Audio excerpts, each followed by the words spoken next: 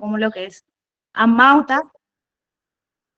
Y también feliz y contenta de poder participar en este cierre de este taller tan necesario y tan valioso. Sí, hoy día estamos cerrando la sexta parte de lo que es el taller, ¿verdad? Hemos recorrido diferentes personajes revolucionarios de nuestra América Latina, ¿verdad? Entre ellos desde Uruguay, Chile, Cuba. Y hoy nos toca hablar un poco de Bolivia. Sí, para eso vamos a estar conversando con nuestro compañero Guillermo Richter.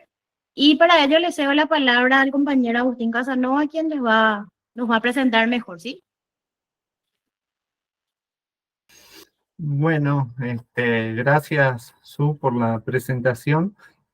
Hoy vamos a tener la exposición de mi amigo Guillermo Richter, que, bueno, tiene una trayectoria de muchos años, ha sido desde joven protagonista de lo que se ha vivido en Bolivia, ha estado en la Asamblea Popular, antes de la dictadura de Banzer, luchó en la dictadura de Banzer, a donde tuvo que exiliarse, luego fue electo diputado en su tiempo de dirigente del Partido Comunista Marxista-Leninista, fue diputado, luego pasó también al MNR, donde se tornó senador, fue también ministro en los 90 y en los últimos años fue constituyente del proceso de la nueva constitución del Estado Plurinacional de Bolivia. Así que tiene mucho para decir, es un amigo que me enorgullece y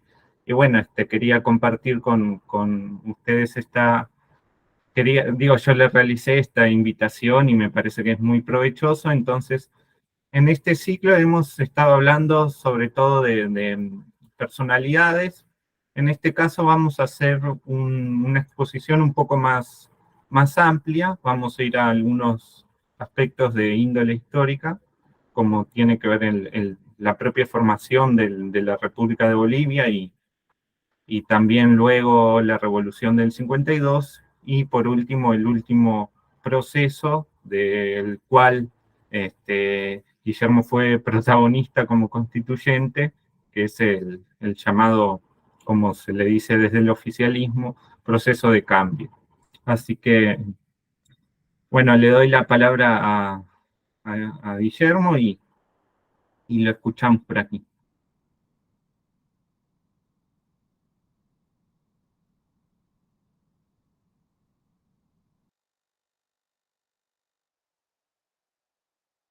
Ahora sí, ya. Estimados amigos, Agustín, primero un gusto verte, saludarte, agradecerte por esta invitación de participar en este evento. Bueno, con la salvedad de que, por lo que he visto, se trata de un escenario teórico muy desarrollado. Ahí quizás va a haber un cortocircuito porque yo no soy un intelectual, nunca he pretendido serlo. Las luchas por la libertad en Bolivia no me dieron tiempo para poder formarme así sistemáticamente, porque a los 21 años ya estábamos combatiendo contra la dictadura de Banzer en Cochabamba, en mi condición de dirigente universitario. Luego tuve que salir a la Argentina a un exilio que duró como 6 años. Allá me tocó la dictadura de Videla. Después volvimos a Bolivia para ver el tema ya de la democracia y, bueno, una participación en ella bastante larga. Pero hay una rica vivencia personal que ojalá pueda servir para enriquecer los marcos intelectuales de ustedes, ¿no? Pero yo muy agradecido y muy feliz de participar aquí y orgulloso de que Agustín se hubiera fijado en mí. Bueno, habíamos hablado con Agustín de que iba a referirme a a los momentos fundacionales del proceso político boliviano. Es un tema bastante complicado desde el título, ¿no? Porque han habido hitos, naturalmente, fundamentales en la construcción de lo que es actualmente Bolivia. Una historia bastante complicada. Desde los inicios mismos de la formación de lo que hoy es mi país, las más antiguas culturas que se desarrollaron en el territorio boliviano, nos referimos a la cultura a los aymaras, a los quechuas, a los urus, a los lupacas, una inmensa variedad de nacionalidades que no tuvieron un nombre específico, ¿no? Se empezó a llamar Collasuyo porque así lo determinaron los incas que conquistaron a estos grupos originarios que actuaban en el escenario geográfico de lo que hoy es Bolivia. Culturas muy avanzadas en algunos casos, así lo atestigua, por ejemplo, las enigmáticas ruinas de Tiahuanaco, cerca de la ciudad de La Paz, que lograron importantes avances en el tema, por ejemplo, en el tema de la agricultura, adaptaron una serie de especies que fueron la base de su alimentación, como la papa, sus derivados, el maíz. También lograron adaptar a muchos animales, sobre todo los auquénidos, entre los que decollaba la llama, que prácticamente creaba una situación fundamental en lo que se refiere a las condiciones de existencia de la gente de las primitivas culturas altiplánicas. La llama daba lana, daba carne, daba grasa. Era prácticamente la que garantizaba una variedad alimenticia en Bolivia relativamente rica en esos pueblos indígenas. Pero fundamentalmente era un medio de transporte, ¿no? Este espacio de lo que hoy es Bolivia y que tuvo su epicentro fundamental en la región altiplánica, estas culturas se desarrollaron en lo que hoy es más o menos el departamento de La Paz, de Oruro, parte de Cochabamba, de Potosí, fueron conquistadas por el imperio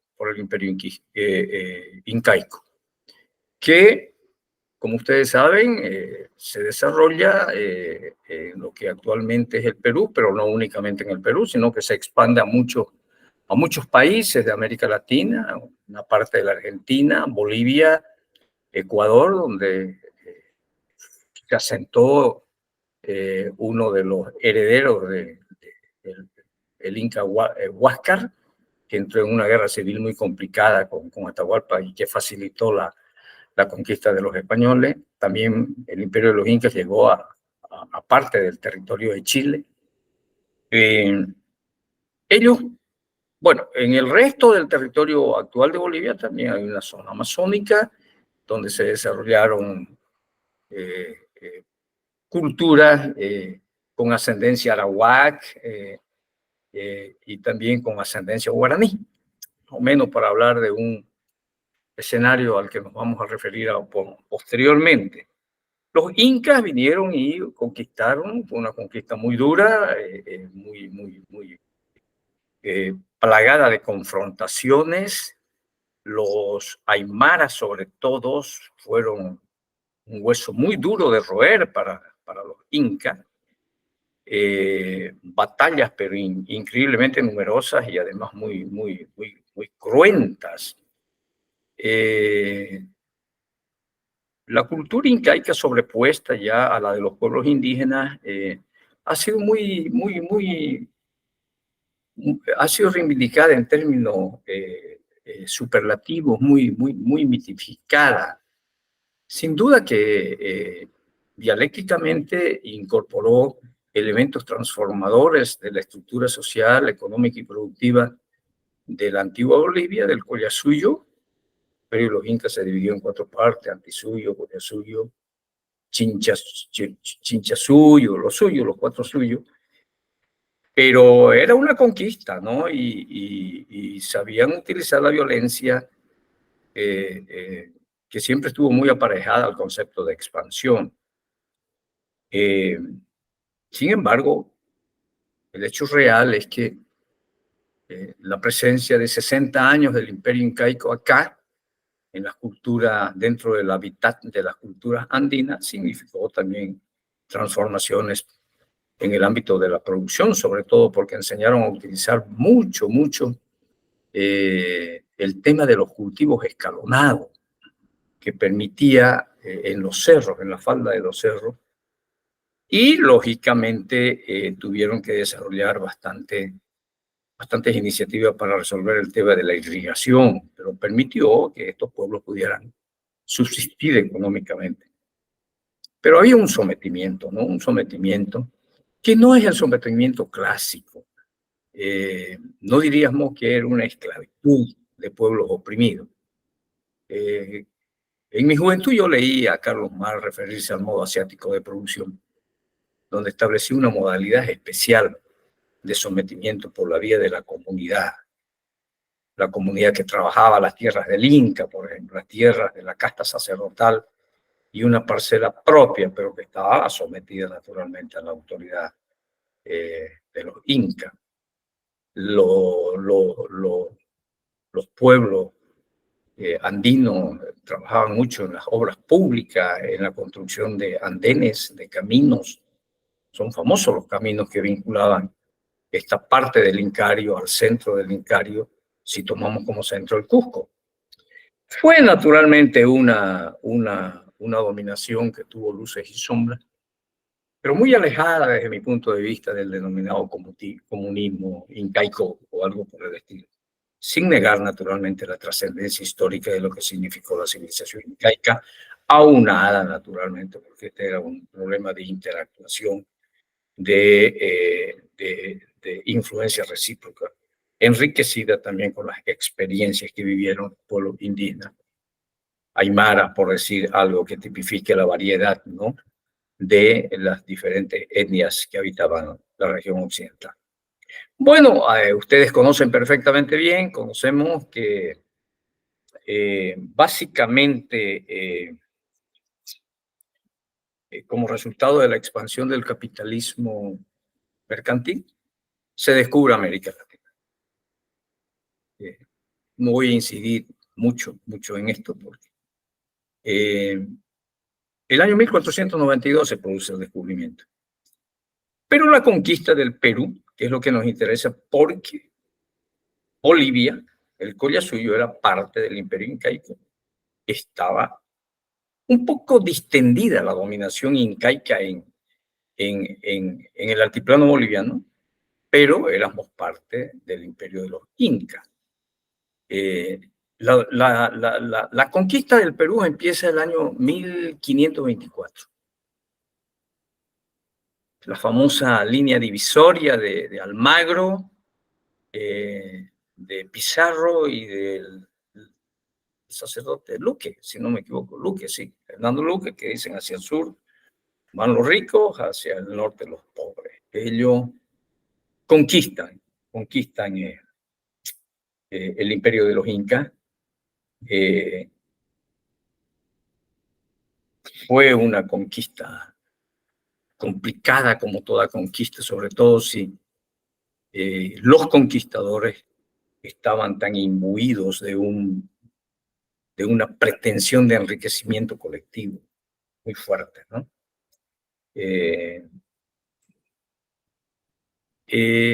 La población indígena, los incas, fueron sometidos a un proceso de explotación colectiva bastante duro. Lo que quiero decir es que para seguir un poco la hilación de cómo se llega a Bolivia, es que Pizarro y Almagro se dividen lo que hasta entonces conocían del territorio del Perú.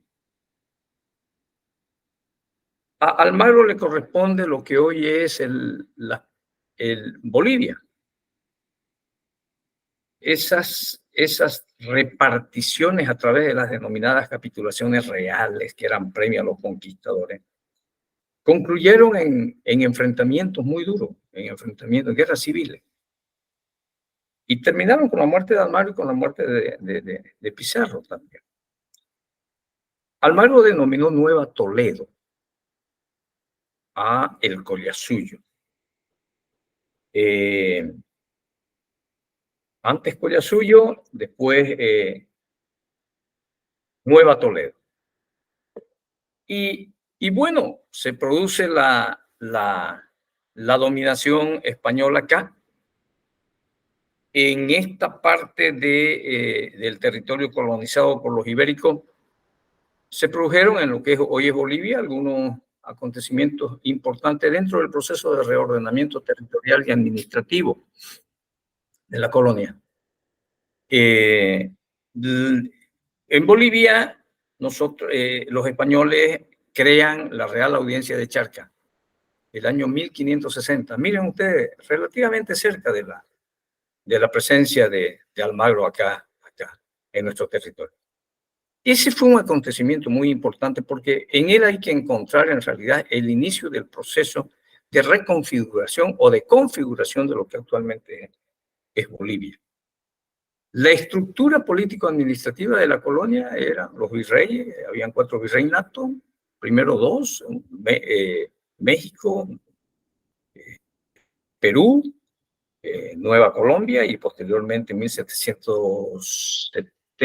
1777, algo así, el virreinato de Buenos Aires. Bolivia, luego venían en jerarquía las audiencias, que eran altos tribunales de justicia y que la de Bolivia adquirió una importancia muy notable desde el principio. Porque tuvo cierto nivel de autonomía respecto del virreinato del Perú por la lejanía. La formación, antes quiero decir de que la Real Audiencia se constituye porque está cerca del Cerro de Potosí. Está a 280, 300 kilómetros, que era el epicentro económico más importante de América del Sur, por lo que ustedes conocen, ¿no? Tanta plata se producía que Carlos Mar incorpora dentro del proceso de acumulación originaria la riqueza de la plata que llegaban, que se salían de Potosí, así como la plata el oro de Ouro Preto y la plata de Zacatecas en México. Esa cercanía a Potosí es la que justifica en realidad la creación de crear la Audiencia de Charca. Pero estaba distante de Lima y esa distancia le daba cierta autonomía. Y esa autonomía a la postre redunda como un factor vital para la configuración de la territorialidad de la posterior República de Bolivia.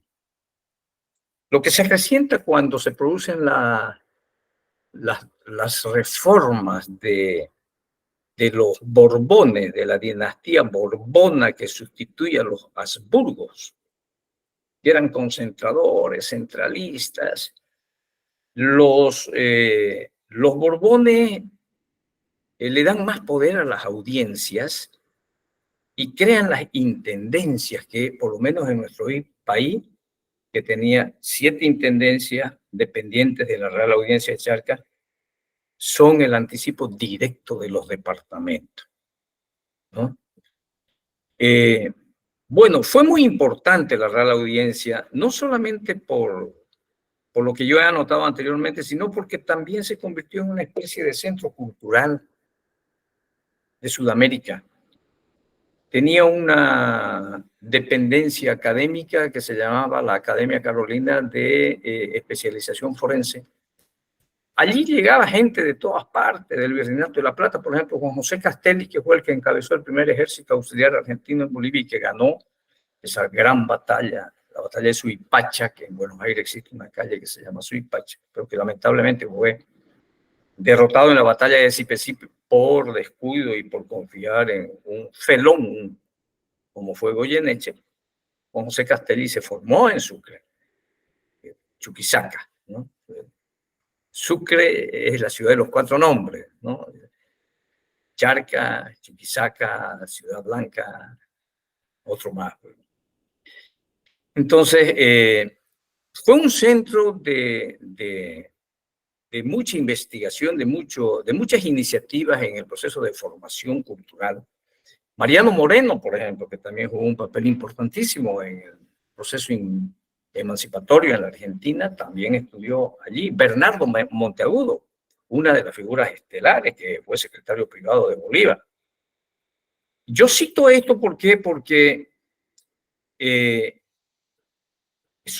Chuquisaca, la Real Audiencia de Chuquisaca, no es casual que hubiera sido la ciudad donde aquí hay interpretaciones distintas, pero parece que hay una tendencia a consolidar o a ratificar y reivindicar lo que voy a señalar, donde se produjo el primer grito libertario de América Latina. Porque todos estaban muy metidos en el tema de la formación, y aunque existía el monopolio también de España, no solamente en el tema comercial de la Casa de Contratación de Sevilla, sino fundamentalmente en el tema de las ideas, no permitían que los libros lleguen, pero hubo un obispo famoso que se nutría de las obras que circulaban a fines del siglo XVIII y principios del XIX en Europa, y bueno, la gente lo leía y se fueron esparciendo, desarrollando algunas ideas de gobierno propio, ¿no? Con el camuflaje de que había que devolverle el poder a Fernando VII, que fue el rey cautivo de Napoleón, una de las personalidades más ricas en feronía también. Bueno, adquirió una importancia de esa naturaleza, y el año, pasando yo un poco al tema de la independencia, el año 1809 se produce el grito libertario de Chuquisaca. Se destituye al presidente de la Audiencia de Charca y se habla de un gobierno de Fernando VII, pero en realidad lo que subyacía en la actitud de deponer a las autoridades ibéricas era obviamente el demostrar un intento muy serio de independentista, un poco difuso, ¿no? Porque una Real Audiencia, pero al final eso fue importante porque fueron muchos emisarios de allí a las otras intendencias de Bolivia, llevando el mensaje de independentista de Sucre, de Chuquisaca. Entre las causas de la independencia, conocemos perfectamente bien la influencia del pensamiento liberal, como yo señalaba, que se difundió mucho en Chuquisaca. El enciclopedismo francés, las ideas de la Ilustración, acompañada de otros hechos importantes como ser la invasión napoleónica a España, la prisión en Bayona, Francia, si no me equivoco, de Fernando VII y de su padre, Carlos IV, lo que creó un vacío de poder en las colonias americanas. Las propias invasiones, las invasiones inglesas al puerto de Buenos Aires, eso en los factores externos fueron acumulando una serie de condiciones para llevar adelante el proceso, para ir madurando la idea de la emancipación latinoamericana. No se agota en eso, ¿no? Porque hubieron contradicciones internas muy importantes, acontecimientos, condiciones muy importantes, como ser, por ejemplo, las contradicciones entre españoles peninsulares y los criollos. contradicciones entre los criollos y los mestizos.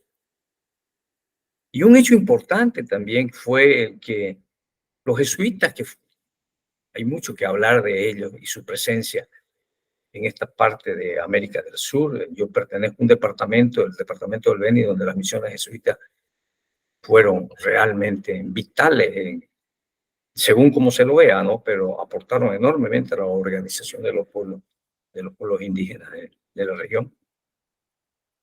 Los jesuitas fueron expulsados el año 1776, poco antes de la creación del virreinato del Río de la Plata. Y obviamente que quedaron, pues, pero profundamente dolidos por esa situación. Y ellos difundieron enormemente el pensamiento y la posición de la necesidad de gobierno propio en América del Sur, en América Latina. Y eso tuvo una consecuencia práctica muy importante porque dividió al clero. El alto clero era parte de la estructura de poder que nacía en España, en Madrid naturalmente, pero que se ramificaba hasta acá y que se nutría de todas las riquezas de América Latina. Pero el bajo clero, el clero que tenía una relación más directa con todas las estructuras sociales de los pueblos indígenas, ellos fueron decididamente partícipes y protagonistas esenciales, aliados de la lucha que se desarrolló por la independencia. En México eso adquirió una importancia muy grande, porque si no me equivoco, Morelos fue un hombre, pero realmente radical en eso, además con un nivel de compromiso muy grande. Acá en Bolivia, en el Alto Perú, que ya después se llama Alto Perú, provincias altas primero, Bajo Perú, el virreinato después, provincia del Alto Perú, hubieron sacerdotes guerrilleros en una parte de La Paz, en los límites de La Paz y el Perú, ¿no? En Puno y La Paz, ahí hubo una guerrilla que se llamaba la Republiqueta, Bartolomé Mitre así la llamó, pero eran en realidad guerrilla, que la encabezaba y la dirigía un sacerdote, ¿no? Padre de las muñecas. Entonces, fue importante también esta presencia del clero, las rebeliones de la clase media, básicamente artesanal y comerciante, en las ciudades también se fueron contribuyendo, combinándose con las condiciones externas y para avanzar. Y la paz se levanta, por ejemplo, el 16 de julio del año 1809, y ya es un movimiento que tiene particularidades extraordinarias porque bastante radical en los planteamientos. Ustedes conocen el pronunciamiento de los revolucionarios entonces, encabezados por Pedro Domingo Murillo, la famosa proclama de la Junta Tuitiva, que comienza: hasta aquí hemos soportado una especie de destierro en el seno mismo de nuestra patria, etcétera, etcétera, etcétera. Pero lo importante es que ya incorpora en la organización de poder emergente de la revolución a representantes de los pueblos indígenas. Y así se producen otros pronunciamientos libertarios muy importantes. Esto en el siglo XVIII, porque en el siglo XVII tenemos nosotros las rebeliones indígenas. En el Perú, con Túpac Amaru, ¿no? Y en Bolivia con los hermanos Katari, que son rebeliones de protesta radicalizada fundamentalmente al sistema de expoliación colonial impuesto por los españoles, que cobraban todo, por todo y por nada, que explotaban por todo. Yo tengo una lista, porque ya tengo dificultades de memorización, soy un hombre mayor de más de 70 años, pero el solo hecho de ser, no eran esclavos, pero el solo hecho de ser indígena ya había que pagarle un tributo a la corona, había que pagarle a la iglesia el diezmo, había que pagarle a los encomenderos, a los encomenderos privados y a los encomenderos representantes del rey. Y fundamentalmente el tema de la mita. ¿no? Que eran trabajo forzado en las minas, jornadas ilimitadas, arrancados los campesinos, los indígenas de sus comunidades para ir allá. En fin, se rebelan contra este conjunto, sistema de injusticia y bueno, logran liberar zonas, pero al final se impone naturalmente la fuerza de los ibéricos, de los colonizadores, ¿no? Es un conjunto de cosas que llevaron a que Bolivia, a que el Alto Perú se independice. Hubo también un pensamiento de acción mancomunado que ya es una primigenia idea de la importancia de la patria grande, porque en Bolivia, después que son sofocados los levantamientos de Chuquisaca, de La Paz, de Cochabamba, de Santa Cruz, el año 1810, aquí hubieron batallas muy, muy duras. Vinieron desde el Virreinato del Río de la Plata, mandaron los ejércitos auxiliares, que fueron 4, Castelli, el que encabezó el primero, que fue derrotado, como le ganó la batalla de Suipacha, pero fue derrotado en Sipe. Después vino famoso general que los derrotó en Salta, que llegó a Potosí, caramba, se me ha escapado el nombre, pero bueno, 4 ejércitos auxiliares argentinos que lucharon como ejército contra los españoles y fueron apoyados por guerrilleros altoperuanos que ya estaban establecidos en diferentes zonas, el general Belgrano, en diferentes zonas de Bolivia. Hubieron 102 guerrillas en Bolivia, pero eran como pequeñas republiquetas, pero que apoyaron y coordinaron la acción bélica contra los españoles. Después vino el general Lamadrid, vino el general Arauz, en fin, 4 ejércitos que al final, dentro de la estrategia de lograr atravesar el escenario del Alto Perú para llegar a Lima, no lo lograron hacer. Y tuvieron que cambiar de estrategia para que el general San Martín ya atraviese la cordillera, vaya y derrote a los españoles en Chile y vaya finalmente desembarque en el Callao y libere el Callao. Se cambia la estrategia. Pero esa presencia, primero que muestra un sentimiento de que la hermandad latinoamericana puede ser una cosa muy, muy, muy importante, ¿no? Desarrolló en profundidad el sentimiento altoperuano nuestro, de lo que hoy es Bolivia, de ser independiente. Fue muy, pero muy importante. Y genera una convicción de lucha también profunda en los guerrilleros de la independencia.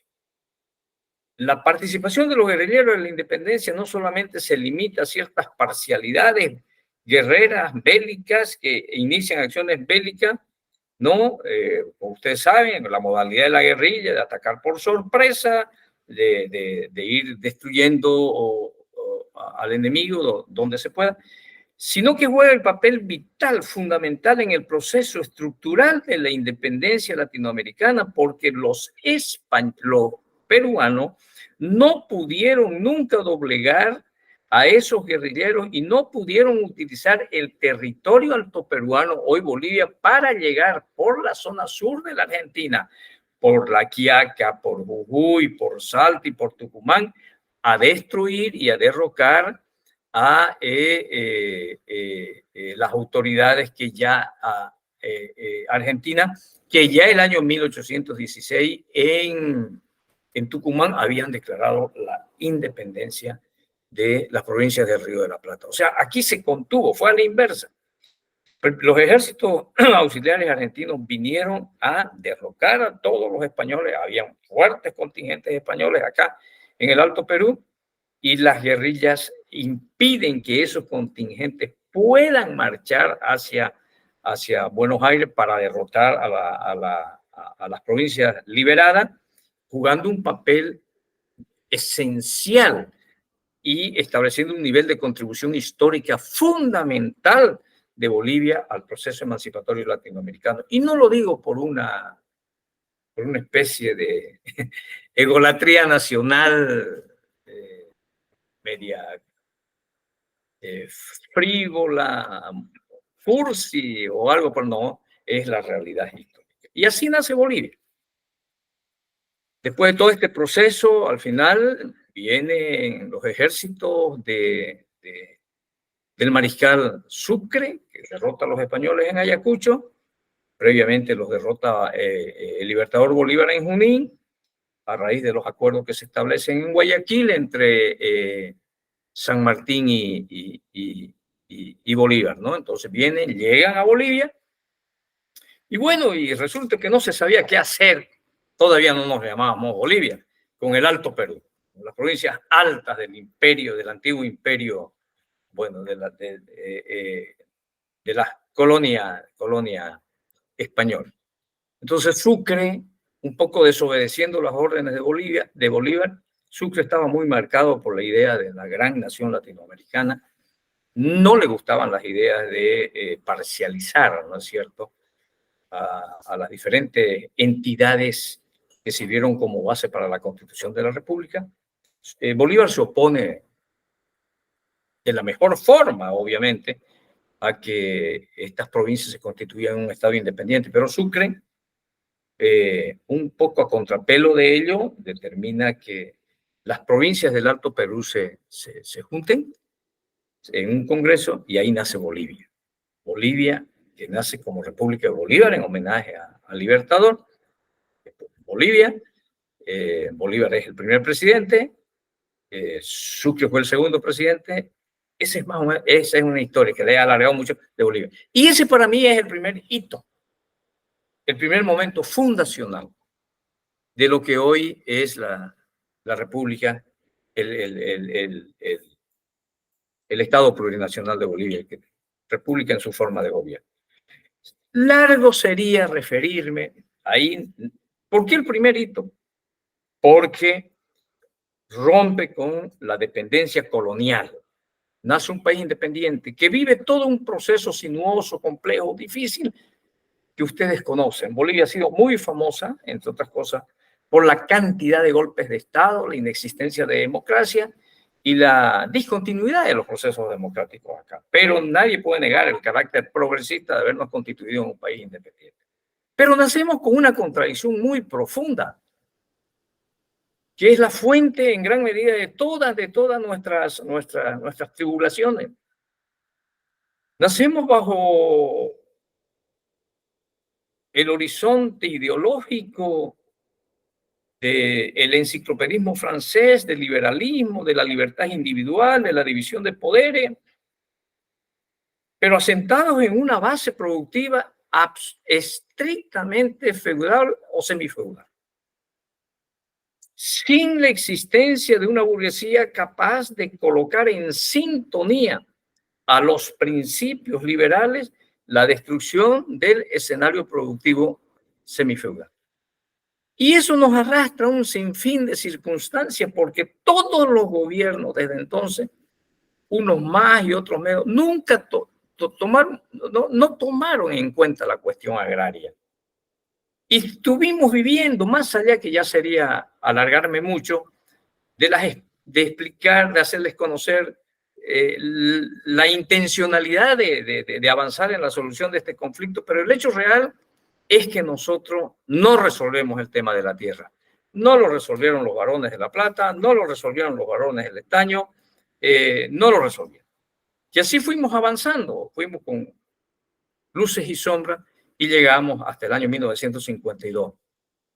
Yo hubiera querido relatar un poco las causas de la Revolución del 52, referirme a todo ese proceso tan fascinante de la Guerra del Chaco y las consecuencias de fortalecimiento de la identidad libertaria de la conciencia revolucionaria de los bolivianos. Pero la Revolución del 52 es el segundo hito fundacional, porque implica una ruptura total de toda la formación económica nacional. El MNR, un partido no marxista, un partido de la izquierda nacionalista revolucionario que plantea como mecanismo de acción práctica la alianza de clases para resolver los problemas de la dependencia, toma el poder. Toma el poder en una insurrección maravillosa por los ejemplos de heroísmo que hubieron, 3 días de combate donde el pueblo, inicialmente sin armas, derrota a un ejército que proporcionalmente era uno de los ejércitos más importantes de América Latina y toma todas las medidas que implican una ruptura con el pasado. No era una revolución socialista. El proyecto del MNR no era la instauración del socialismo, era la construcción del Estado nacional en base a una economía, una fuerte presencia del Estado en el proceso económico, capitalismo de Estado. Se propone vertebrar el país, toma medidas muy importantes, nacionaliza las minas, recupera las minas, poderosos grupos económicos transnacionalizados, decreta una reforma agraria bastante radical, distribuye la tierra e impulsa las movilizaciones populares para que tomen las haciendas de los terratenientes aliados a los grandes mineros. En realidad es el autor de la verdadera democracia de Bolivia porque liquida la estructura del voto censitario donde no votaban las mujeres, no votaban los campesinos, no votaba la gente de escasos recursos y decreta el voto universal. Avanza en el tema de la vertebración nacional, la diversificación económica, pero por las propias limitaciones de un proyecto al final burgués nacional, apoyado, sí, por fuertes sectores de la clase obrera, porque en esto tengo que hacer una pequeña digresión. La revolución del 52 la encabeza el MNR, que no plantea, como yo decía, un proyecto socialista, pero la clase obrera juega un papel vital, porque son los mineros los que en última instancia, acompañado de las movilizaciones de la clase media movimentista y de los campesinos de Oruro, las que definen la suerte de la revolución. Y el MNR nace con cierta marca importante. Es el que crea 7 días después de la revolución del año 1952, del 9 de abril, la Central Obrera Boliviana. El MNR establece el cogobierno, COP, Central Obrera Boliviana, MNR, habían ministros obreros, y establece el control social de las empresas mineras nacionalizadas. Hay un matiz de presencia clasista interesante, importante, que excede nomás lo estrictamente popular, aunque el proyecto hubiera sido un proyecto burgués, nacional, obviamente en un contexto histórico distinto a los tradicionales procesos de esa naturaleza, porque esto se da en el año 1900, empieza el 52, en el marco de la Guerra Fría y de la lucha entre el sistema capitalista y socialista. Ese es sin duda el segundo momento fundacional de mi país, que obviamente se frustra 12 años después, fundamentalmente por las divisiones internas dentro del MNR que erosionan el instrumento operativo de acción revolucionaria que fue la alianza de clase, o si ustedes quieren, el bloque social revolucionario, ¿no? Que se divide. Juan Lechín Oquendo, un legendario dirigente de la clase obrera en nuestro país, se divide el MNR, se lleva sectores contingentes muy importantes obreros. Hernán Siles Suazo se lleva gente de clase media, Walter Guevara, Ñuflo Chávez Ortiz se lleva gente se divide y eso aprovecha naturalmente la estrategia pentagonista de derrocar a las incipientes democracias latinoamericanas para poder aquí restablecer las dictaduras militares, etcétera, etcétera. Y así continuamos luchando después de la caída de 1964 contra los gobiernos militares, y la izquierda marxista en sus diferentes variedades ya comienza a adquirir una preponderancia importante en la lucha por la democracia. Que se la arrancamos, digo arrancamos porque ya estuve en esas luchas, exiliado en la Argentina durante 6 años, en la clandestinidad, etcétera, etcétera. Se la arrancamos en 1979, dura hasta el 80, viene García Mesa, golpe de Estado con el narcotráfico de por medio, y la logramos el año 1982, un año antes de los 40 años de democracia que hoy cumple la Argentina, porque hace 40 años el presidente Alfonsín se posesionaba como presidente después de la tenebrosa dictadura que asoló a ese país hermano, al quien le rindo homenaje, aunque estoy bastante triste por lo de mañana, ¿no es cierto? Le rindo homenaje porque Argentina es mi segunda patria, porque me cobijó durante 7 años, me salvó la vida cuando yo estaba siendo muy perseguido por la dictadura bancerista. Entonces, bueno, 1982, democracia, idas y venidas, gobierno relativamente progresista, gobiernos de centro, gobiernos de derecha, y después de 20 años, luego de movilizaciones muy fuertes en Bolivia, ya reivindicando con características muy radicales la necesidad de recoger constitucionalmente los derechos de los pueblos indígenas, de pasar del constitucionalismo liberal al constitucionalismo social, se produce lo que yo denomino el tercer momento fundacional de Bolivia, que es la victoria de Evo Morales en diciembre del 2005 y la asunción, la toma de posesión el 22 de enero del 2006. Creo que estoy sobre la hora ya, ¿no? Entonces, pero, ¿qué podemos decir de esta experiencia? Sin duda significa en alguna medida también una escisión, una ruptura con el pasado. No solo porque Evo nacionaliza el sector más importante de la actividad económica boliviana, sobre todo en ese momento, la producción de gas en Bolivia.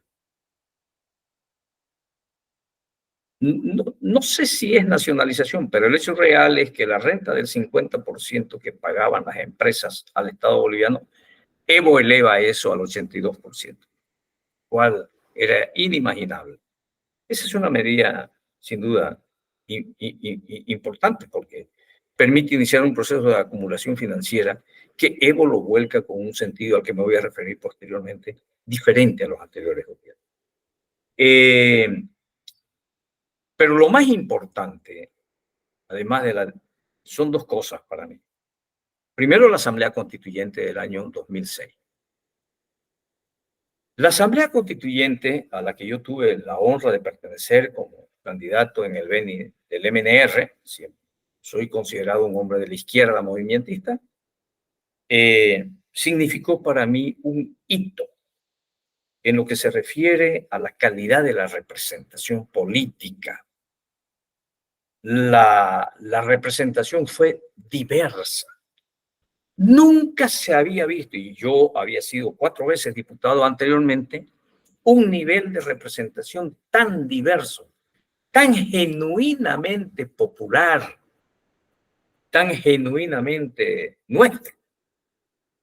La inmensa cantidad de los representantes a la Asamblea Constituyente eran representantes de los pueblos indígenas y de la diversidad de las agrupaciones sociales que existen en nuestro país.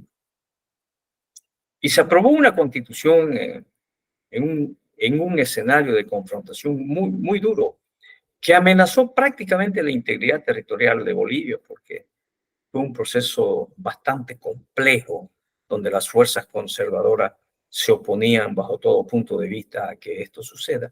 Pero se aprobó la Constitución en enero del 2009 y se sometió a referéndum en febrero del 2009 también para ser promulgada finalmente ese mismo mes y ese mismo año. Esa Constitución constituye un hito esencialísimo para avanzar en la necesidad histórica de profundizar el proceso de construcción nacional en un país de tantos problemas como es mi país.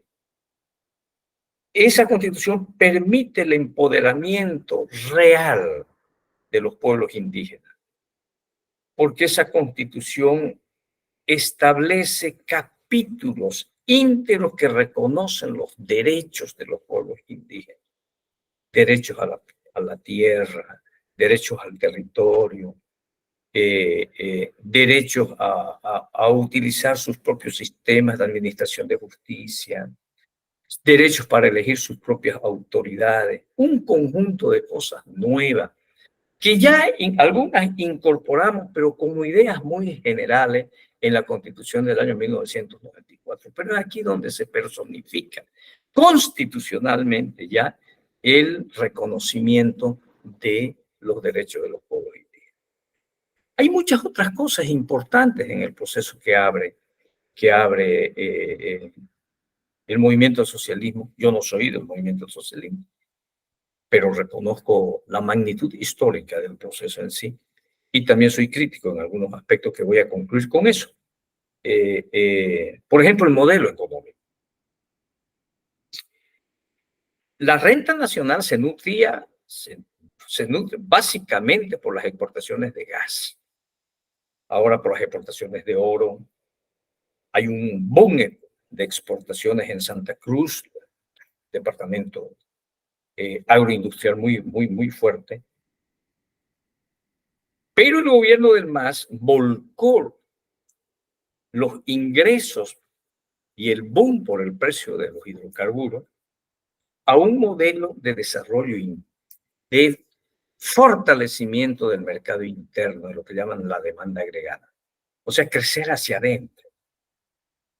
Habilitarlo al país, ¿no es cierto?, a través de esa penetración al mercado interior como un país con una economía relativamente autosuficiente que le permita resolver los problemas de la dependencia. Imposible de resolverlos de la noche a la mañana, pero un hito importante para avanzar en esa perspectiva. Y para no hablar de memoria, tenemos ejemplos objetivos. Por ejemplo, la crisis que ha vivido el mundo a partir del problema del COVID-19,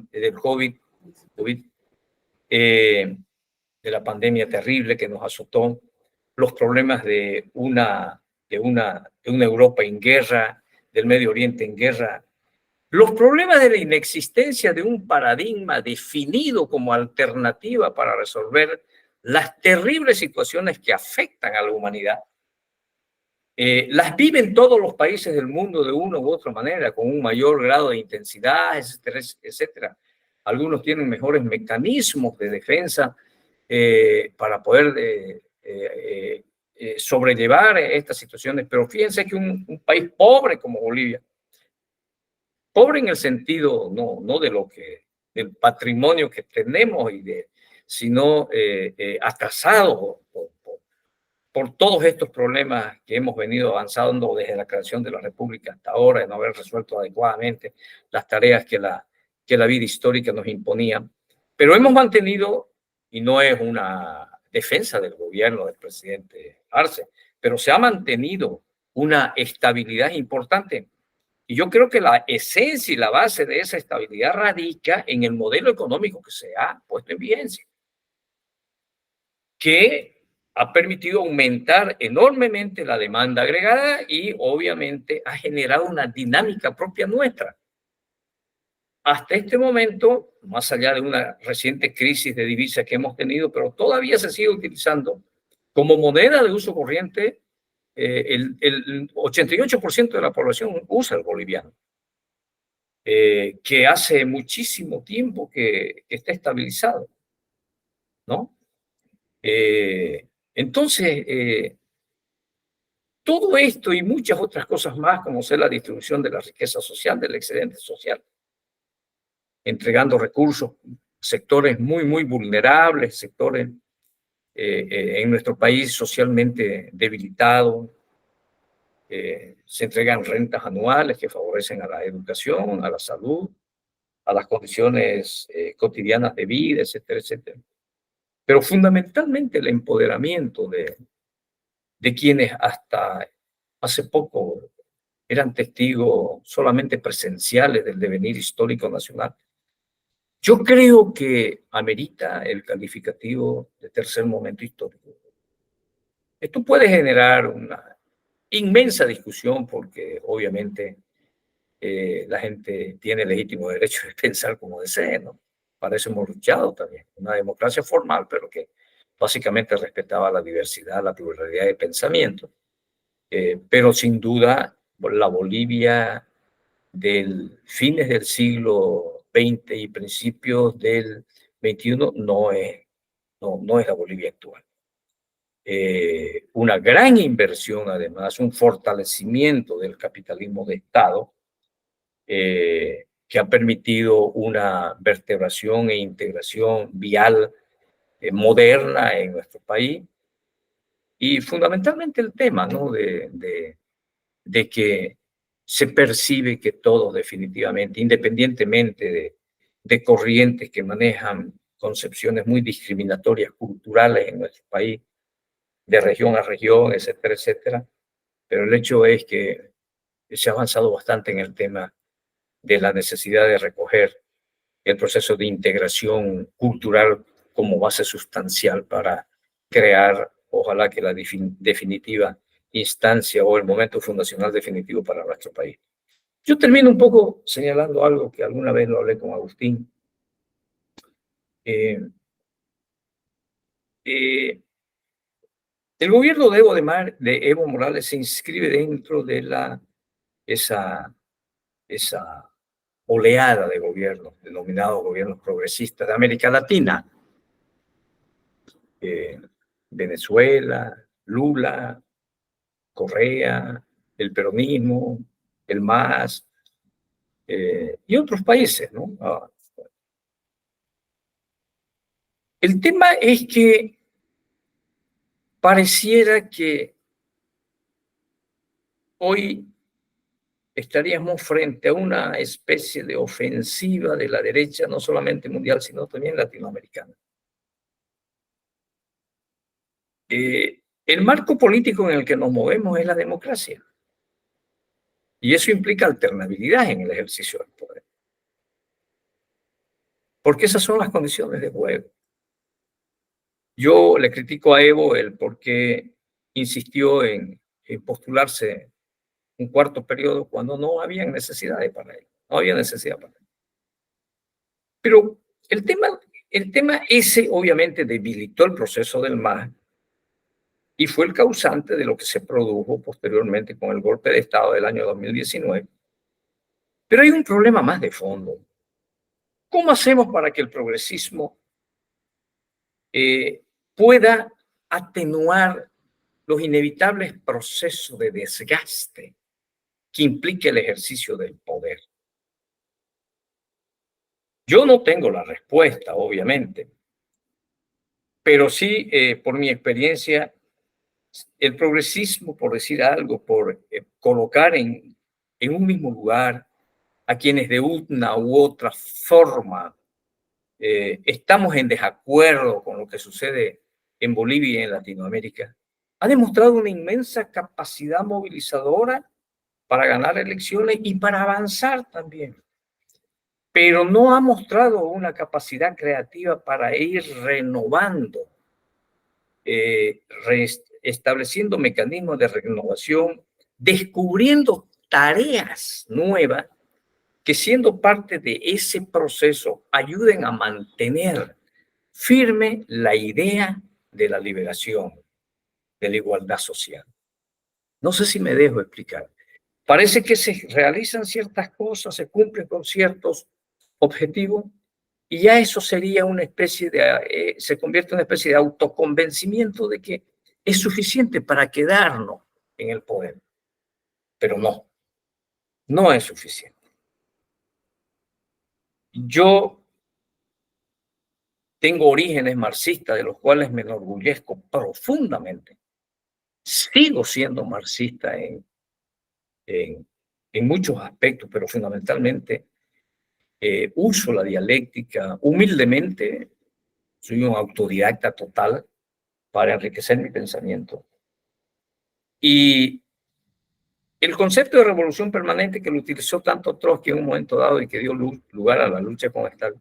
Pero yo creo que tiene que haber aquí, en las nuevas condiciones históricas, una permanente actitud de replantearse desafíos que obviamente apunten a mejorar lo que se ha hecho en la perspectiva de ir convirtiendo estos procesos en la medida de lo posible en procesos cada vez más irreversibles, que sean parte del patrimonio ya cultural, intelectual de nuestras sociedades. Es muy difícil porque son economías las nuestras dependientes, vulnerables, que generan en ciertos momentos coyunturas dramáticas, duras, y difícil porque la derecha se mueve de distintas formas, ¿no es cierto? Pero yo creo que nuestra responsabilidad pasa por eso. Necesitamos estudiar más, necesitamos ser muy autocríticos, profundamente autocríticos. Y bueno, por lo menos en Bolivia, que tenemos elecciones dentro de 2 años, creo que hay un desafío muy grande. Yo no, lamentablemente no puedo contar con mi partido para incorporarlo al bloque social revolucionario porque está viviendo una situación de crisis. Quien lo creyera, ¿no? Un partido que nace como resultado de la guerra del Chaco y que protagoniza las transformaciones estructurales más grandes de este país, ahora convertido prácticamente en nada, pero como un ciudadano, y al final de mi vida, preocupado, ojalá que la izquierda boliviana, el MAS y la izquierda dispersa que existe en nuestro país, puedan establecer mecanismos de mancomunidad de acción en base a proyectos perfectamente definidos, plurales, no sectarios, que reabran nuevamente mayores horizontes de bienestar, de igualdad y de felicidad social, ¿no? Yo creo que es el gran desafío que hay que tenemos por delante. Bueno, eso es lo que les puedo contar, queridos amigos de mi país, de Bolivia. Me había preparado un poco más, había hecho aquí algunos chanchullitos, algunas anotaciones, pero veo que es necesario intercambiar algunas ideas. Y a tiempo de agradecerte, Agustín, enormemente por permitirme acceder a un grupo de amigos. Bueno, estoy dispuesto para responder algunas preguntas, algunas que les hubieran despertado el interés, y espero que no sea la última vez. Muchísimas gracias, Guillermo. Excelente, excelente tu disertación. Hemos aprendido muchísimo y sin duda quedan muchas raíces, ¿verdad?, para seguir debatiendo también. Entonces, abrimos un espacio para las preguntas. Eduardo, levantaste la mano, por favor.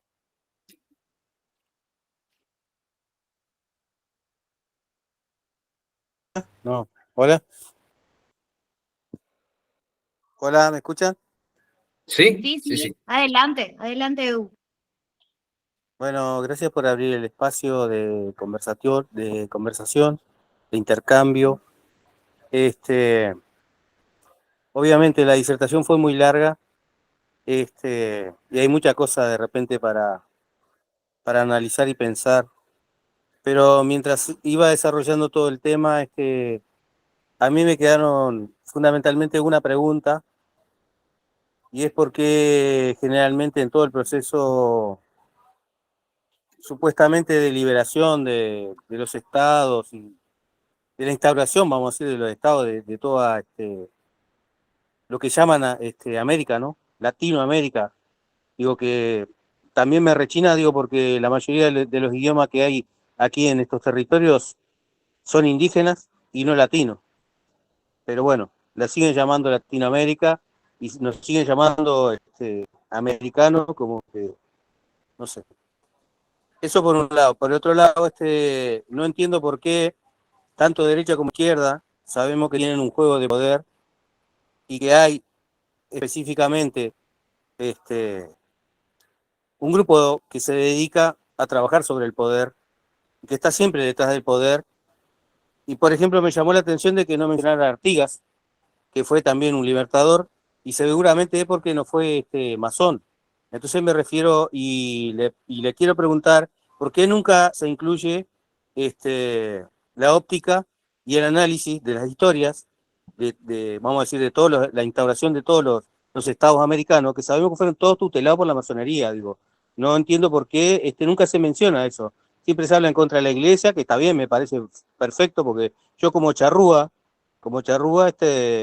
tampoco, nunca me convertí a ninguna religión que vino europea, pero tampoco me convertí a la masonería, a pesar de haber tenido quizás posibilidad de hacerlo. Entonces digo, sabemos que están jugando atrás del poder tanto de derecha como izquierda. Entonces digo, ¿por qué nunca se incluye en estos análisis la incidencia que tuvo la masonería en la instauración de todos los estados? Porque incluso digo, hasta ahora seguimos siendo rehenes de todos ellos, porque digo, habló de la alternancia entre derecha e izquierda, entre progresismo y no sé qué cosa, pero en definitiva nos siguen jugando con el poder. En definitiva quería preguntar específicamente sobre eso. Gracias. Bueno, primero pedirle disculpas a Edu, ¿no? A Edu por no haberlo nombrado a don José Gervasio Artigas, por el que yo personalmente siento una profundísima admiración. Conozco algo de su vida, de su entrega, de su grandeza como uno de los prohombres de la patria grande nuestra. Sin embargo, los bolivianos nunca nos hemos olvidado de él. Tenemos monumentos de Artigas en varios lugares del país, ¿no? Y rescatamos mucho de su personalidad. No sé, lo de la masonería, pues, depende cómo se lo vea, ¿no? Bolívar fue masón, dicen, O'Higgins fue masón, San Martín fue masón, varios fueron masones, entre los que actuaron de una manera decidida en el proceso emancipatorio latinoamericano. La masonería jugó un papel importante también en el desarrollo del pensamiento liberador latinoamericano en un momento determinado. De hecho, asumió una posición esencialmente antifeudal en las postrimerías de este sistema y a los inicios de la creación del sistema capitalista. Y bueno, ahora no, en Bolivia tenemos, cuando nos acordamos de la masonería, nos acordamos mal, pero ya son otros tiempos, ¿no? Porque, por ejemplo, a un presidente al que nosotros lo consideramos como uno de los presidentes precursores del proceso de la revolución de 1952, la masonería lo tumbó el año 1946 al presidente Gualberto Villarroel, que si bien no tocó el tema de la tierra, pero sin embargo organizó el primer congreso indigenista campesino en Bolivia, que fue la primera vez que se reunieron representantes de todas las nacionalidades o naciones indígenas. Y la masonería se alió con un partido de izquierda, un partido que representaba el pensamiento marxista, que se llamaba el Partido de la Izquierda Revolucionaria, y lo tumbaron al presidente Villarreal. Y no solamente lo derrocaron, sino que lo colgaron en la Plaza Murillo. Un hombre militar, héroe de la Guerra del Chaco, y completamente comprometido. Entonces, hay que verlo un poco para el juicio histórico, hay que ver cómo y en qué momento se actúa. Pero le puedo decir, Eduardo, de que le pido disculpas por no haberme referido al presidente Artigas, pero no es una deliberada actitud mía, sino que vuelvo a insistir de que sentimos un inmenso respeto y afecto por este distinguido héroe de la independencia latinoamericana. Perfecto, tenemos una persona que levantó antes que tú, Agustín. No me aparece aquí el nombre. ¿Es mí? Sí, Por primero, gracias a los organizadores de selección y yo quiero preguntar sobre el basis de la economía boliviana y como yo imagino, como yo estoy leyendo de las noticias, hay tres bases de la economía de Bolivia: maíz, pescado y litio. Litio es el más grande fuente del dólares del currencia internacional para Bolivia, y otras dos cosas son las bases de seguridad alimentaria. ¿Y qué problemas son los más fuertes que impiden el progreso económico de Bolivia? ¿Qué problemas Bolivia debe resolver para mover al socialismo más rápido y más con más éxito? Gracias. Es una pregunta muy importante, ¿no? Pero en esencia el problema para que el país no hubiera podido crear una perspectiva de desarrollo armónico, integrador, con justicia social, es político, básicamente político. Los espacios democráticos a partir de la Segunda Guerra Mundial han sido los menos en Bolivia, salvo el periodo largo de 12 años de la Revolución Nacional, que fue tan importante en la transformación estructural de la economía y de la sociedad boliviana, que un hombre tan ilustre, uruguayo también, como Eduardo Galeano, llegó a decir que la Revolución Nacional llegó hasta permitir que los bolivianos crezcan más. Eso que parece una afirmación simple y hasta superficial, en realidad configura un juicio profundo, porque claro, los bolivianos se alimentaban mejor.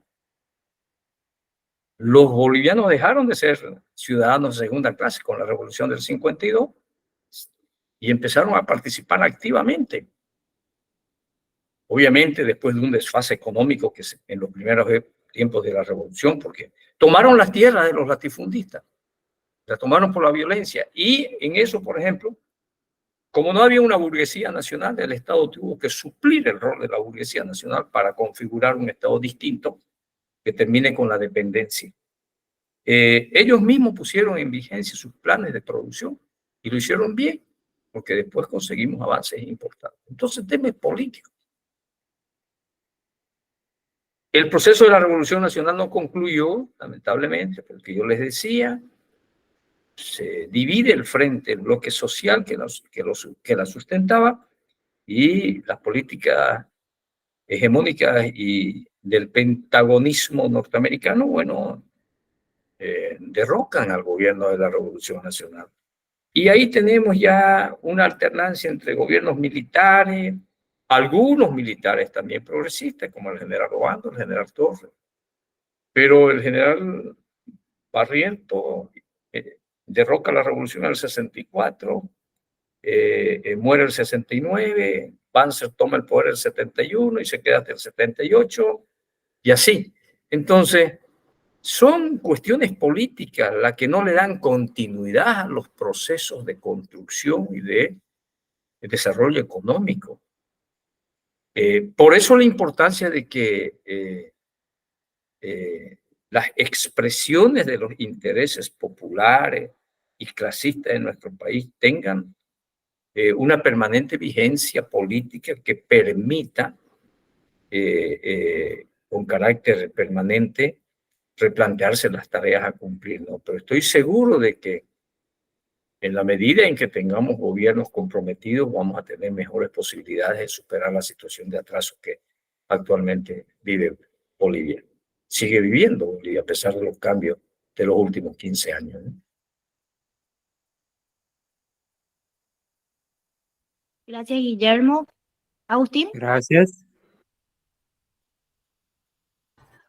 Bueno, yo te agradezco, Cacho, la exposición, muy buena, siempre se aprende. En primer lugar, no sé si corresponde, pero quería decirte que no tenés por qué disculparte en el sentido de que así como podemos hablar de Artigas, también yo podría decir, ya que está Susana ahí, podría decirme también que es muy rescatable Rodríguez de Francia, y si me decís a mí qué ícono de América Latina falta, te hablaría de los revolucionarios cubanos, así que me parece que no corresponde en ningún sentido esa disculpa, perfectamente. Y hablando de este movimiento, también a raíz de que del quien intervino, que se autodefine charrúa, ya quisiera aprovechar para preguntarte sobre el indianismo en Bolivia y justamente a raíz de Evo, cómo eso ha influido, ¿cómo vos evaluás a Evo en ese sentido? Más como un representante digamos, de la clase obrera boliviana, como más continuador de lo que fueron esos mineros del altiplano, o una persona que encarna esa pequeña burguesía del Chapare, que muchas veces se asocia a ese indianismo, pero no pasa de eso. Es decir, ¿cómo ves a Evo, teniendo en cuenta que ahora, por ejemplo, es un gran opositor de un gobierno que en definitiva sigue lo que fueron las líneas del proceso de cambio? Es decir, ¿es un líder que ha dirigido el proceso de cambio o es simplemente una expresión de una pequeña burguesía que se desarrolló a partir del crecimiento del capitalismo en Bolivia del 2006 en adelante? Bueno, mi padre, que no estudió más que hasta el tercer año de primaria, un hombre de campo en el Beni, me decía una cosa importante. En la vida no es cómo se comienza, sino cómo se termina. Y yo veo en Evo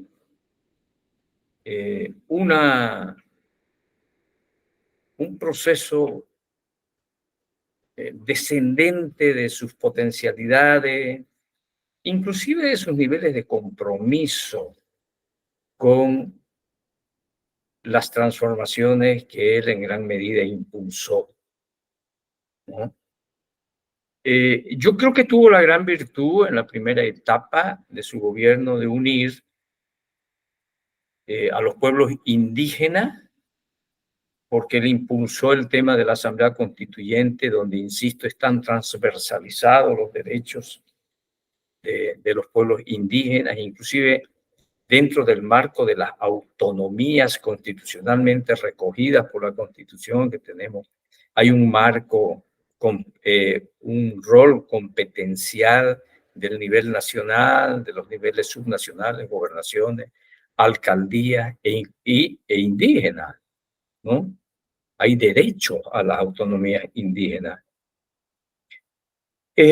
No dudo de que Evo tenía un compromiso profundamente incorporado en sus convicciones políticas e ideológicas en favor de los pueblos indígenas. Y tuvo la virtud de que amplió su frente a la clase obrera, a una central obrera boliviana bastante disminuida, ¿no es cierto?, por el desarrollo del sistema, tan específico, por las particularidades del propio desarrollo del capitalismo y por lo que sucedió en Bolivia a partir del cierre de las minas en la década de los 80, por la caída de los precios de los minerales. Pero él creó una estructura social de poder importante en la que asienta su accionar y lleva adelante medidas que desde mi punto de vista son parte del patrimonio liberador de los bolivianos.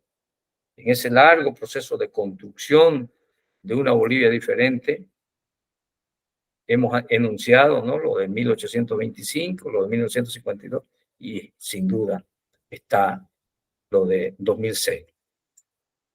¿Qué te puedo decir? No sé si lo que sucede es que el ejercicio del poder así, en términos tan largos, a veces genera una separación de los sectores a los que tú representas y por los que has luchado inicialmente. Es una especie de burocratización, de caer en una cotidianidad donde la presencia creativa de los sectores populares cada vez se debilita más. El hecho de querer, por ejemplo, ser presidente por cuarta vez en Bolivia, en el fondo configuró, desde mi punto de vista, una situación de apetencia de prolongarse en el ejercicio del poder sin tomar en cuenta los intereses históricos del conjunto de la sociedad. No es un problema de si podía o no podía hacerlo. Bueno, la Constitución no decía que no. Pero fue lo que sucedió también, por ejemplo, pero configura un acto de irresponsabilidad grande, como sucedió con el MNR. Porque al MNR se le puede decir que fue bastante claudicante en muchos de los temas de la construcción del mandato que nace en las calles, cuando se derrota al ejército de la Rosca y se produce la revolución del 52. Se le puede decir, ustedes fueron inconsecuentes con esto, con esto, con esto. Pero lo imperdonable fue que el MNR se divide y subalterniza el interés histórico del proceso abierto por la revolución del 52 a las disputas personales que lo único que hacían era configurar intereses personales, perdón la redundancia, de consolidación de poder. Y eso yo lo encuentro inaceptable. O sea, no puedo yo sobreponer mi interés al interés histórico colectivo de los obreros, de los campesinos, de los sectores de clase media, de todo el país, de todos quienes están metidos en esto de construir un destino mejor. Y eso objetivamente se logra porque el querer seguir, se convierte en una obsesión. Yo sé que desde la izquierda marxista estas interpretaciones se critican mucho, pero la experiencia, y yo lo discutí en algunas oportunidades en Rumanía, este tema, ¿no? Que en otro momento lo podemos conversar. La experiencia muestra que la obcecación por el ejercicio y la prolongación del poder conduce a una separación de los sectores populares, ¿no? Entonces, ya Evo comenzó a mostrar esto, que el país le había aceptado, porque en Bolivia no había reelección. La constitución aprobada en el 2009 establece un periodo de reelección, ¿no?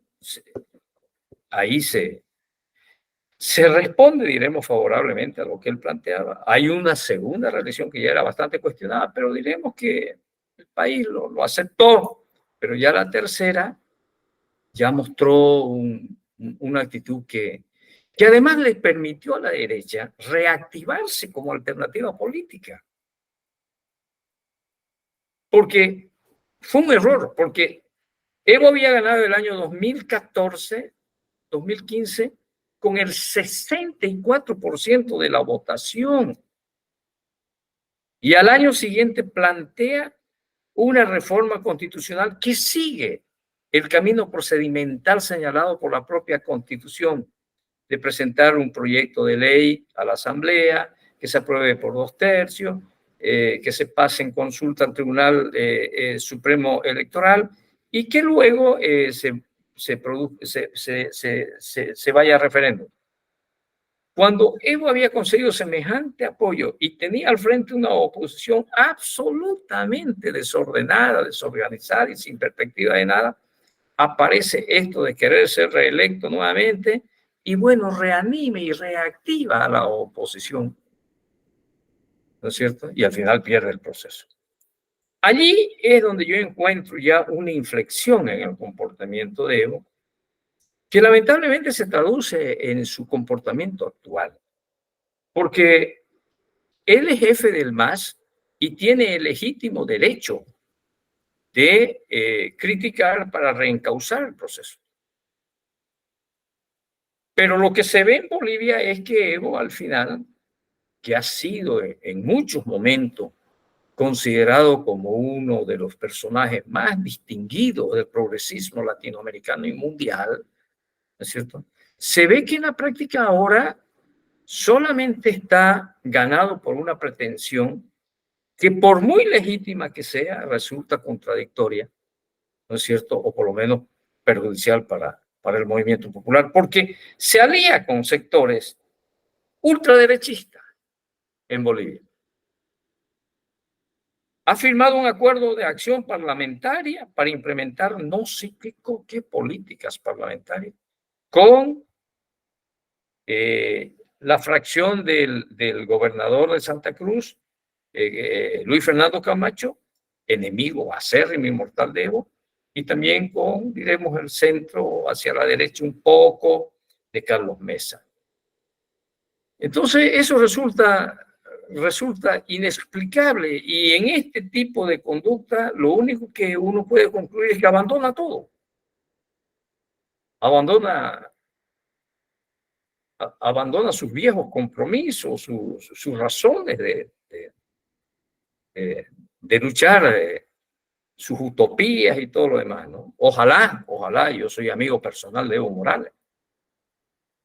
Lo conocí cuando yo era senador de la República y cuando él me visitó en una oportunidad para hacerme conocer su absoluta coincidencia con un plan que la comisión que yo dirigía en el Senado planteaba como alternativa como política para resolver el tema de la droga y el narcotráfico en nuestro país.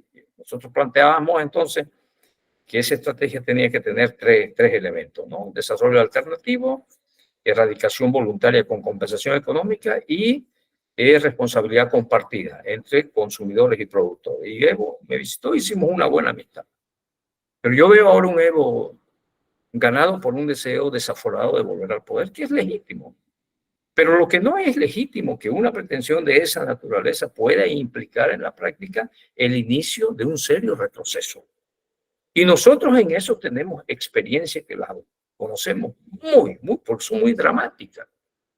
Cuando el MNR cayó, subió el general Barriento, que se decía también movimentista, y bueno, ahí conocimos la masacre de San Juan, conocimos la rebaja de los sueldos de todo el sector minero, de los trabajadores de las minas, conocimos cierre de universidades, conocimos muchas cosas. Así se actúa. El 2019, para no ir muy lejos, un año de gobierno de la derecha en nuestro país, y fue un año que ustedes conocen, un año pero de retroceso total en todo sentido, ¿cierto? Entonces, bueno, ¿qué te puedo decir, Agustín? Esperemos de que Evo y el MAS, no sé cómo irá a quedar eso con el presidente Arce,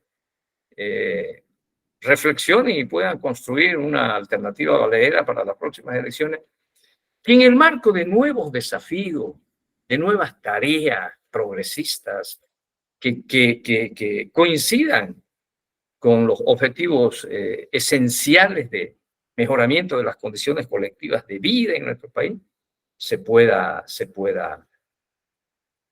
construir. Yo no estoy hablando desde la posición de un militante del MAS, pero hablo desde la posición de un militante del nacionalismo revolucionario, ¿no es cierto? Que, bueno, sabe perfectamente, y perdonen ustedes que lo diga así, lo difícil que significa, lo duro que implica el facilitar el acceso al poder de las opciones conservadoras.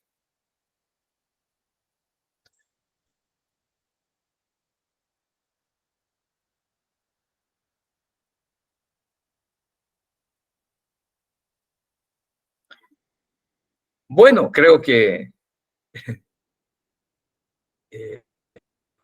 ya hemos terminado, creo, ¿sí? Agustín, estimados amigos, Sí, yo no, sí, hay una, Edu quiere hablar nuevamente. Vamos a darle la palabra a Edu y después vamos cerrando porque, bueno, tenemos gente de diferentes lugares del mundo y ya en algunos sitios es bastante tarde y bueno, ya hemos pasado la hora y media.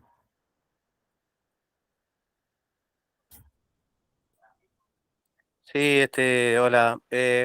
No, a mí también me llamó un poco la atención el tema de que mencionara de que Bolivia es pobre.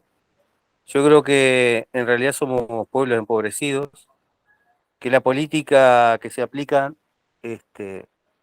son tendientes a eso, a hacernos dependientes a nivel internacional. Y justamente nos hacen dependientes a nivel internacional. Yo creo que cualquier país de América que cierre sus fronteras se autoabastece sin problema ninguno, no precisa de nadie. Y bueno, creo que ese concepto de decir que bueno, que dependemos mucho de lo que pasa a nivel internacional, para mí es un verso. También fue un verso lo que fue la supuesta pandemia, también fue un verso internacional, fue una forma de obediencia internacional, o sea, hay una búsqueda de un orden a nivel internacional. Dentro de eso estuvo las primeras prácticas que fue el Plan Cóndor, que lo mencionó la persona que está disertando hoy. El Plan Cóndor fue también una búsqueda de sometimiento de unos países sobre otros, de una tendencia de forma de organización sobre los otros. Digo, y hoy en día lo que llaman globalización o lo que llaman de que bueno, que hay que ver qué es lo que pasa con el vecino, a ver si nosotros qué hacemos, me parece que también responde a esa política de, de colonización, en definitiva, de seguir colonizando. Ya lo expresé en el chat, di un par de comentarios porque me parecía necesario. También otra cosa que quería mencionar es que Marx, cuando hizo sus teorías de marxismo y bueno, el comunismo y todas esas cuestiones, en definitiva se inspiró también en lo que fue mucho la convivencia yo podría decir que 20.000 años de los indígenas aquí en América.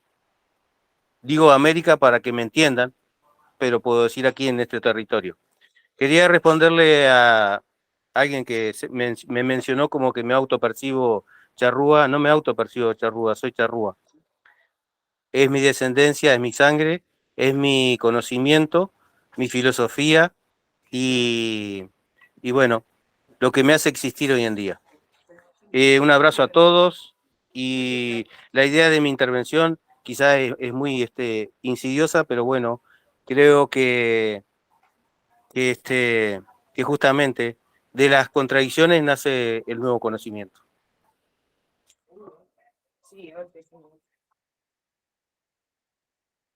Bueno, para dar cierre, entonces, A ver, respeto a nuestro tiempo también. Ah, Agustín, ¿querías hablar? sí, ¿Sí? quería aprovechar que, bueno, he estado coordinando aquí con Alexandra este curso y quería aprovechar para agradecerle a todos los que han participado, que ha sido muy diverso y ha sido muy interesante. como bien dice el compañero Edu, tenemos un charrúa en la banda oriental, después tenemos gente en Siberia, en Valencia, España, había en el chat, ahora Susana desde el Paraguay coordinando, moderando, así que fue muy bueno la experiencia. Después le vamos a mandar un mail con el link de esta charla y también pidiéndoles el nombre para que el grupo, a nombre del grupo, podamos certificar la participación. Eso les va a llegar a través de un mail. Y bueno, les quería agradecer y aprovechar para darle un cierre a este cursito de 6 charlas. El año que viene tal vez podamos iniciar otro, porque ha sido bastante enriquecedor. Y bueno, muchas gracias y un abrazo y buen año para todos. Muchas gracias. Gracias a todos y todas. Yo me despido. Sí. Bueno, muchísimas gracias, Agustín, nuevamente por incorporarme a este espacio.